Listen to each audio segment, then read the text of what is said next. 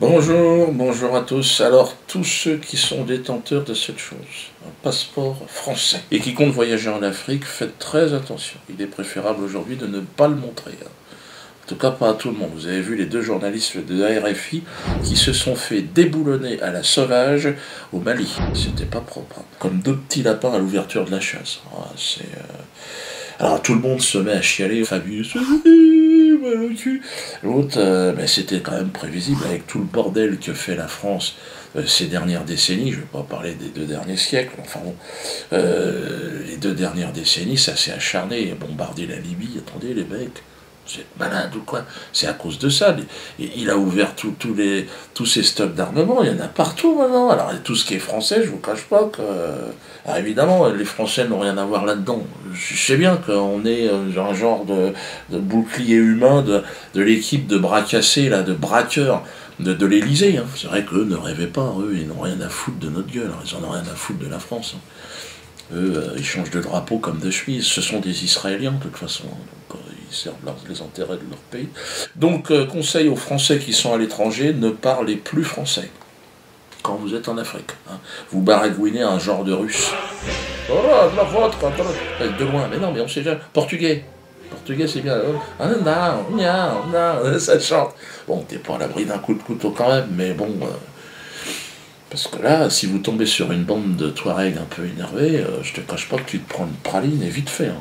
Ouais, 2 cachets dans la gueule. Puis au Bali, en plus de ça, avec les deux, là, il y avait un facteur aggravant, c'est ils étaient journalistes. Donc là, malheureusement, c'est plus de l'inconscient, c'est du suicide. Parce qu'un journaliste du service public RFI pour un Touareg, ben, c'est un soldat français en ballerine et en tutu, tu vois. Donc il le voit, il est même pas armé, bon, tu le shootes immédiatement, tu réfléchis pas, hein. Non, parce que j'en ai beaucoup. Ah non, mais le journaliste, j'ai vu là, le droit de la presse. Je suis de la presse, je suis objectif, je vous aime bien. Non, non, attention, les Touaregs, ils ont Internet, ils savent ce qui se passe dans le monde, hein. Ils te font 3 faces sur un Rubik's Cube, aujourd'hui ça avance, les gars. Ils savent qu'ils sont assis sur un trésor d'uranium, ils ont bien compris comment ça marche. Moi, je dirais aux soldats français qui sont là-bas et qui peuvent pas déserter, évidemment, parce qu'ils ont un crédit, une bagnole et des gosses qui bouffent, restez planqués. Ne sortez pas de la caserne, hein. Vous discretos, hein. Surtout, n'obéissez pas aux ordres qu'on vous donne, hein. Laissez-les faire, hein, les gens. Si vous voyez des barbus, c'est leur pays, n'oubliez pas qu'ils sont chez eux, hein. Donc, c'est un braquage, si vous voulez, auquel vous n'aurez pas droit, hein. Je veux dire, au moment du partage, quand on va revenir, vous n'aurez pas votre part. Vous êtes dans un gang, si vous voulez, vous êtes pris pour des cons, hein. Tu vois, donc... alors, il suffit de voir, si vous voulez, vous avez affaire à des hommes qui n'ont pas de parole, l'attitude qu'ils ont avec Christiane Taubira. Taubira...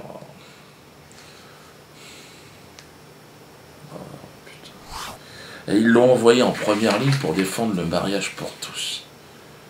Et la pauvre mémère, maintenant, elle se fait traiter de guenon. Il y a des enfants qui lui jettent des bananes dans la rue.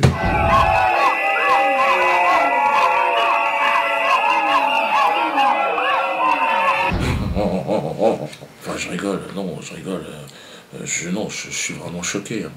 En tant que mâle chimpanzé, hein, originaire du golfe de Guinée, non, comparer Christiane Taubira à une femelle chimpanzé, c'est insultant. Cela représente même une injure à l'égard des chimpanzés. Car aucun d'entre nous n'a jamais fait la promotion du mariage pour tous. Non. Donc ce sont les bonobos dans la forêt, hein, qui suggèrent par leur pratique ce type de fonctionnement.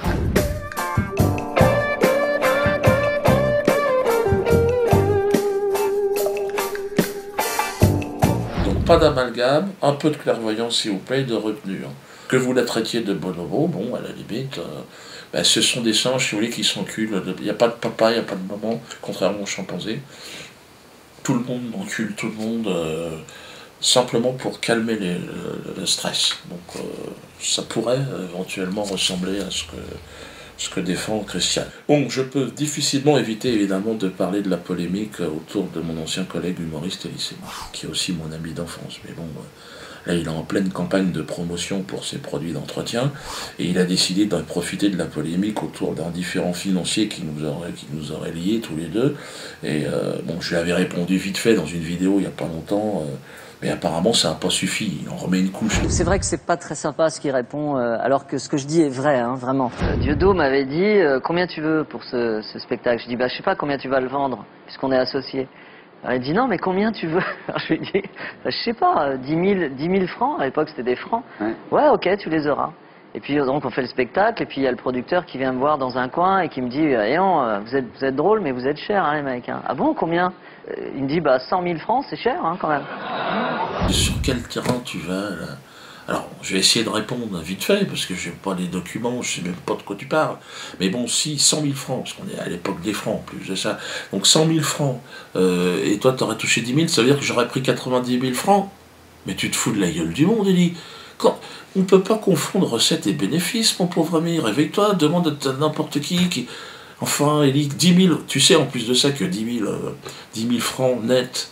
il faut compter les charges salariales et patronales. Chez l'intermittent du spectacle, c'est le double, tu es au courant. Ça fait 20 000. Imagine que je me donne la même chose, ça fait 20 000, plus les droits d'auteur, 50 000. Puis alors après, tu payes les transports, la bouffe, et tu payes les gens qui travaillent. On ne peut pas confondre recettes et bénéfices. Si je t'ai demandé combien tu voulais, c'est pour calculer un tarif. Réfléchis à l'époque.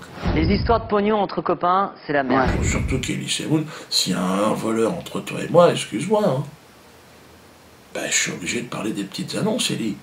C'est avec ça que tu t'es fait des couilles en or. J'ai pas vraiment envie de rentrer dans cette polémique-là, parce que non, moi, il va encore me répondre. Il a raison. Excuse-moi, bon, c'est toi qui commences, Elie. Je suis obligé de te rappeler que les petites annonces d'Elie, ça n'a jamais été les petites annonces d'Elie. C'était les petites annonces d'Elie et Dieudonné, un concept qu'on avait vendu à France Télévisions.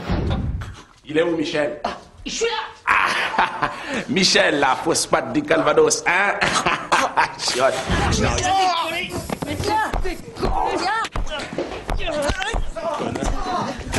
Je les ai eus sur le dos pendant 2 ans. Je leur ai dit, oui, ben non, c'est Elie qui fait ça. T'avais signé un contrat, mais t'étais malade, toi. Elie, moi, je t'ai laissé faire. Tu as volé ce concept, t'en as fait... Après, t'es allé avec Franck Dubos, parce qu'en plus, il fallait écrire. Et comme tu sais pas écrire... Je recherche un producteur... ainsi qu'une bonne idée de scénario. Alors tu parles de voleur, mais tu vois, je pense qu'il va falloir que tu regardes un peu le fond de ta culotte, parce que je veux dire, il y a 3-4 traces de pneus, c'est pas très propre. Hein. En fait, je vais tout garder pour moi. Tu restes un ami, mais ferme ta gueule, si possible. Alors, non content maintenant de me faire insulter par mon ancien collègue, Elie Semoun, le système officiel a décidé de m'envoyer la fine fleur des humoristes en la personne de Pascal bon, bref, un humoriste fonctionnaire qui s'est fait virer du service public. Il était sur Radio France, mais il était tellement mauvais. Ils étaient deux, ils étaient nuls à chier. Et là, il a été recruté par Daniel Schneiderman dans son émission Arrêt sur Image. Et puis pour essayer de faire un peu d'audience, il me crache à la gueule. La petite ponctuation antisémite à la fin, qui est devenue plus qu'un gimmick pour Dieudonné, c'est carrément sa signature artistique. J'ai été surpris par le contraste entre le sourire d'Elie Semoun et les intonations pour le moins haineuses de la réponse de son ancien partenaire. Alors Patrick Mort, lui, Sébastien Toport, enfin l'humoriste là, il donne des leçons d'humour. Il me donne des leçons d'humour. Le problème c'est qu'il est pas drôle du tout, quoi. Toi, c'est pas. Et même les gens autour de lui n'en rient pas, quoi. Il est focalisé sur les juifs. Ça, c'est les juifs, l'argent, les juifs. Alors, ça serait le genre de signature. Il dit à un moment donné, ce serait moi, je ne parlerai que d'argent et de juifs dans tous les spectacles. Juifs, argent. Paye, argent, juif. Et je fais rire comme ça pendant 1h30. Renseigne-toi. Hein. Alors il essaye de me donner des conseils, il a des idées, hein, il a des idées de gag. Regardez ce qu'il fait. Je suis allé jeter un œil sur les dernières vidéos que Dieudonné a postées sur YouTube. Ça faisait une paye que ça m'était pas arrivé. Dieudonné, une paye. Pognon, juif. Non mais là je peux pas te laisser faire, Jean-Louis Porte là, parce que c'est pas bien. Hein. C'est pas drôle, c'est ça le problème. T'es trop focalisé, c'est trop, ça manque de raffinement et de finesse. Puis alors à un moment donné, il parle de Choix Ananas, bon, qui est une chanson qui a marqué l'époque, et la chanson française, réveille-toi. Alors il paraît qu'il a eu l'idée au cours d'une séance de brainstorming avec son copain Carlos. Non, pas celui du Thierry Pimpon sur le Chihuahua, celui de l'attentat du Capitole. Hein. Alors sinon, ils avaient pensé aussi au célèbre tube de Maurice Chevalier, Prosper Youpin la boum, c'est le roi du macadam. Prosper Youpin la boum, c'est le chéri de ces dames. Qu'est-ce que vous voulez que je vous dise?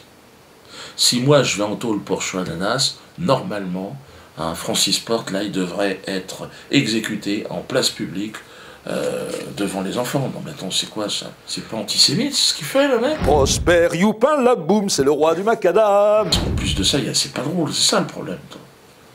On n'a pas tellement d'intérêt, mais bon, j'étais obligé de répondre aussi à Schneiderman qui dit l'humour c'est relatif. À un moment donné, regardez-le. Enfin, l'humour c'est très relatif. Merci Didier. Mais l'intelligence c'est relatif aussi, Schneiderman. Les journalistes aussi c'est relatif. Tout est relatif en fait. Bon, je vais arrêter sur Jean-Louis Korst. Jean-Louis, comment c'était exactement Jean-Louis, il pourrait pas s'appeler Idrissi ou Mohamed, merde. Pas avoir un nom comme tout le monde. Alors, les quenelles, toujours plus haut, toujours plus fort avec les quenelles. Rendez-vous donc samedi prochain au Théâtre de la Main d'Or, hein, samedi prochain, ça va s'afficher en bas. Il y a aussi le 21 juin le bal des quenelles, mais tout ça en soutien de nos courageux soldats qui nous font des quenelles. Continuez à envoyer des quenelles. Et là, je demande aux policiers aussi de s'y mettre. Il y en a beaucoup, mais en tenue. N'hésitez pas, dans la rue, en tenue, faites-nous une quenelle. Floutez-vous le visage hein, pour éviter de vous faire serrer. Les bonnets rouges, vous êtes conviés à venir, évidemment, nous rejoindre au Théâtre de la Main d'Or samedi prochain à 18h. C'est pas simplement parce que vous êtes des Bretons, hein, c'est vrai que je suis moi aussi breton, ma mère, mais c'est vrai que vous représentez aujourd'hui un courant de résistance qui parle à la France. Vous faites partie naturellement de ce courant de résistance et de révolution. D'ailleurs, vous l'avez vous-même manifesté puisqu'il y a tout un tas de maîtres quenelleurs au sein de ce mouvement des bonnets rouges. C'est un petit peu compliqué, mais... Comme l'ont fait d'ailleurs les gardiens de prison. Oh, grand moment dans l'histoire de la quenelle. Ces gardiens, aujourd'hui victimes d'une enquête administrative, sont soutenus par les détenus. Et notamment le syndicat des détenus, le COQ. Bon, je vous laisse prendre connaissance de ça, mais vous imaginez une société où surveillants et détenus sont main dans la main hein, pour manifester leur mécontentement face à un pouvoir corrompu. Et c'est extraordinaire. C'est extraordinaire. La quenelle est devenue un symbole étonnant d'une force et d'une puissance extraordinaire. Ceux qui s'opposent d'ailleurs à la quenelle aujourd'hui sont ridiculisés. Regardez Ondelat, il avait proposé qu'on envoie en Newf les deux valeureux chasseurs alpins qui nous avaient fait une quenelle si extraordinaire. Ondelat qui s'est fait queneller, putain. En d'autres temps, on entartait, aujourd'hui on quenelle. Ouais, ça continue. Bientôt, un projet avec les bananes, je vais vous en parler. Alors, la pétition contre la LICRA, ça c'est ce qu'on appelle la quenelle 2013. Nous devons arriver aux 100 000. On y approche. À partir de 100 000 voix, je vous rappelle que nous avons donc le droit de déposer un recours et donc demander la dissolution hein, de cette association qui, évidemment, nous met tous en danger, qui nous prive, évidemment, de notre expression, qui nous empêche de rire hein, et qui nous opprime. Et pour terminer, je vous propose le chant des partisans.